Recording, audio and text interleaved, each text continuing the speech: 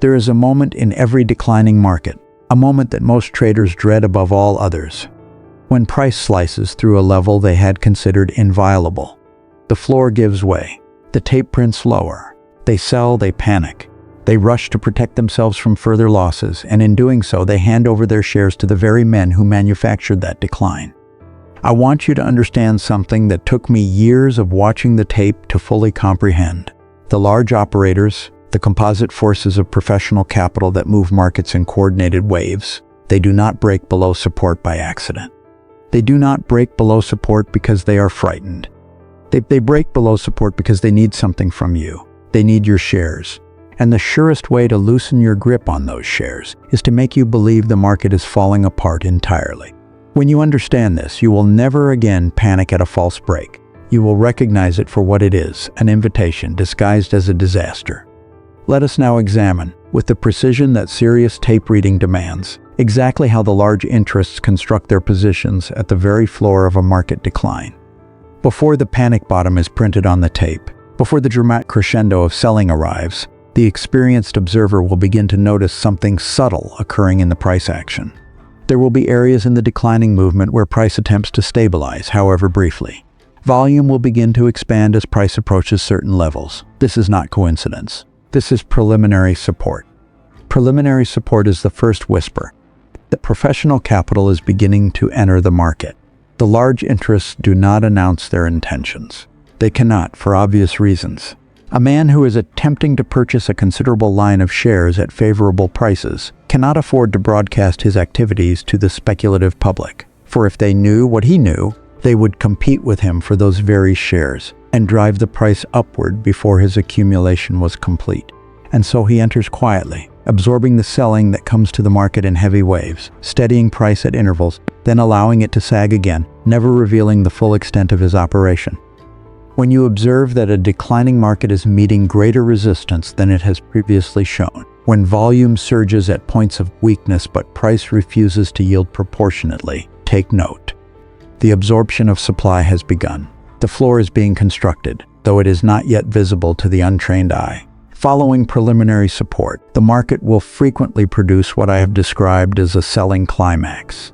This is a violent, high-volume acceleration of the decline, a point at which public fear reaches its most extreme expression. The tape will print at an accelerating pace. Transactions will be numerous and frantic. Price will plunge to levels that seem entirely unreasonable to those watching. But at this moment of greatest apparent danger, something remarkable occurs. The volume peaks, the pace of decline slackens, and price begins to recover. This recovery marks the transition. The market has shifted from a condition of declining prices under distribution to a condition of neutral oscillation. A range has been established. The lower boundary of that range will be defined by the climactic low. The upper boundary will be defined by the subsequent rally.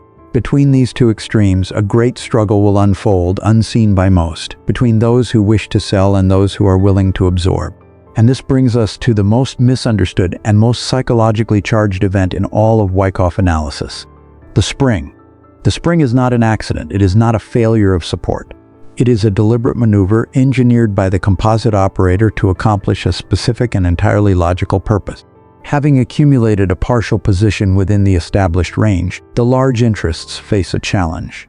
There are still weak hands holding shares, men who bought within the range, men who are nursing losses, men who will sell the moment price shows any further weakness.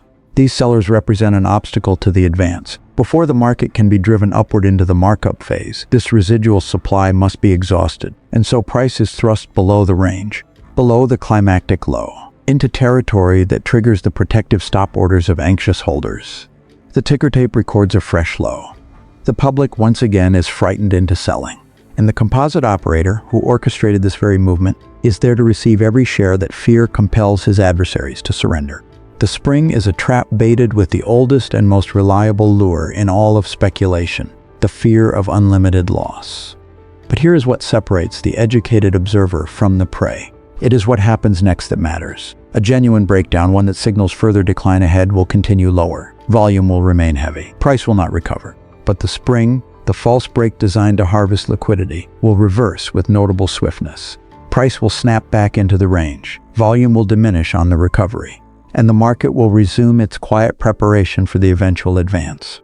When you observe that recovery, you are watching the curtain fall on one act and rise on another. The work, however, is not complete. The educated tape reader does not rush to enter his long position on the recovery from the spring. There is a further test to be observed. Price will frequently return to the vicinity of the spring low, pulled there by the natural hesitancy of a market that has not yet committed to its advance. This secondary test is the final examination. If the secondary test occurs on significantly reduced volume, if price holds above or near the spring low without plunging through it again, then the evidence is compelling. The sellers have been exhausted. The supply that once pressed upon the market has been absorbed. What remains in the hands of the composite operator is a coiled position, ready for the advance. A failed secondary test, one that produces increasing volume and a violation of the spring low, is a warning of the highest order. In such a case, the spring was not the trap you believed it to be. The decline was genuine. Step aside, preserve your capital, wait for the tape to speak again with clarity. But when the secondary test succeeds, when the evidence aligns as I have described, you are standing at what I call the last point of support. This is your entry. Place your protective stop order beneath the spring low, at a distance that accounts for ordinary fluctuation. Your potential loss is defined and limited. Your potential gain, projected toward the upper boundary of the range and beyond into the markup phase, is substantial by comparison. This is not a guess.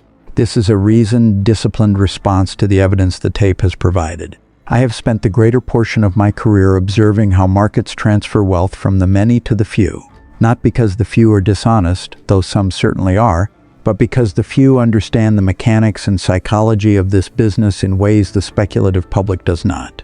The composite operator wins not because he has superior nerve or superior fortune.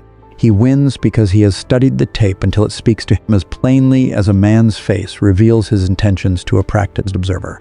You must make that same study your own, not to trade more frequently, not to find more clever entry points, but to understand at the most fundamental level that every price movement carries within it the fingerprints of those who caused it. Stop looking at the market as a place where prices move without design.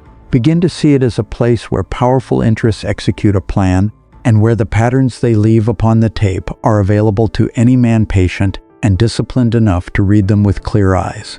The market will not change. The psychology that drives it has not changed in all the years I have observed it, and it will not change in all the years that come after. Fear and greed are permanent features of human nature. The spring will always trap the fearful. The secondary test will always reveal the truth. And the patient man who waits for his evidence will always find his opportunity. Study the tape, read its language, and when the spring appears beneath you, do not run from it. Recognize it for the invitation it is, and step forward where lesser men step back.